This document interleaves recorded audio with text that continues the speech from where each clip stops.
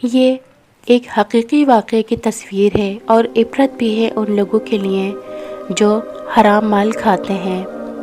وہ خود ایک اعلیٰ عہدے پر فائز سرکاری ملازم تھا۔ اس کے 3 بیٹے تھے۔ تینوں سونے کا چمچ منہ میں لیے پیدا ہوئے اور شاہانہ زندگی گزرتی رہی۔ وقت تیزی سے گزرا اور اس کے نام کے ساتھ ریٹائرڈ لگ گیا۔ عہدے کی مدت ختم ہوئی، ریٹائرڈ ہو گئے اور اب زندگی کا سفر انتہا کی طرف چل پڑا۔ بیٹوں نے باپ کے عہدے سے خوب لطف اٹھایا۔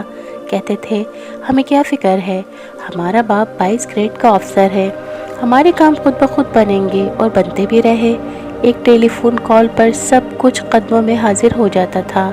پھر وہ دن آ گیا جب بیٹے یہ بھول گئے کہ یہ وہی باپ ہے جس کے نام و عہدے کی وجہ سے لوگ ہمیں سر کہتے تھے۔ باپ کسی بیماری کی وجہ سے چلنے پھرنے اور بولنے سے معذور ہو گیا۔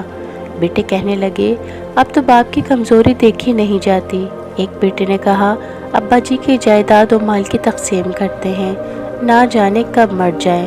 اب تو شرم آتی ہے بتاتے ہوئے، لوگ کیا کہیں گے۔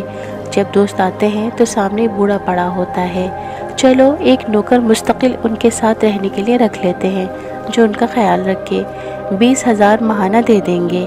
نوکر آ گیا اور اسی گھر کے کمرے میں باپ کو فرش پر گدا لگا دیا گیا۔ نوکر کو کہا کہ اس کا پورا خیال رکھنا، ہمیں کوئی شکایت نہ ملے۔ بیٹوں کی شادیاں ہوئیں، ایک نے گرمی کی چھٹیاں گزارنے فرانس کا پروگرام بنایا، دوسرے نے لندن کا اور تیسرے نے پیرس کا، اور ہر جگہ اپنا تعارف 22 گریڈ کے افسر کے بیٹے ہونے سے شروع کرتے۔ نوکر کو تاکید کی کہ ہمارے 3 ماہ بعد واپسی ہوگی، تم بابا کا پورا خیال رکھنا اور وقت پر کھانا دینا۔ جی اچھا صاحب جی۔ سب چلے گئے۔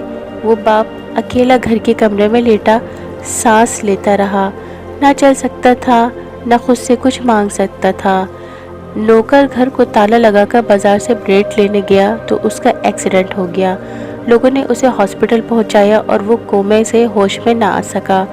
بیٹوں نے نوکر کو صرف باپ کے کمرے کی چابی دے کر باقی سارے گھر کو تالے لگا کر چابیاں ساتھ لے گئے تھے۔ ملازم اس کمرے کو تالا لگا کر چابی ساتھ لے کر گیا تھا کہ ابھی واپس آ جاؤں گا۔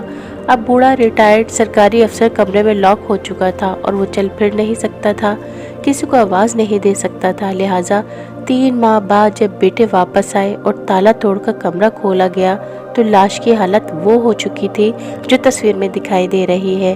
محترم خواتین و حضرات، عبرت کا مقام یہ ہے کہ ہم کس طرح اپنی اولاد کے لیے حلال و حرام کی پرواہ کیے بغیر ان کا مستقبل سنوارنے کے لیے تن و من دھن کھپاتے ہیں اور زیادہ سے زیادہ دولت جائیدادیں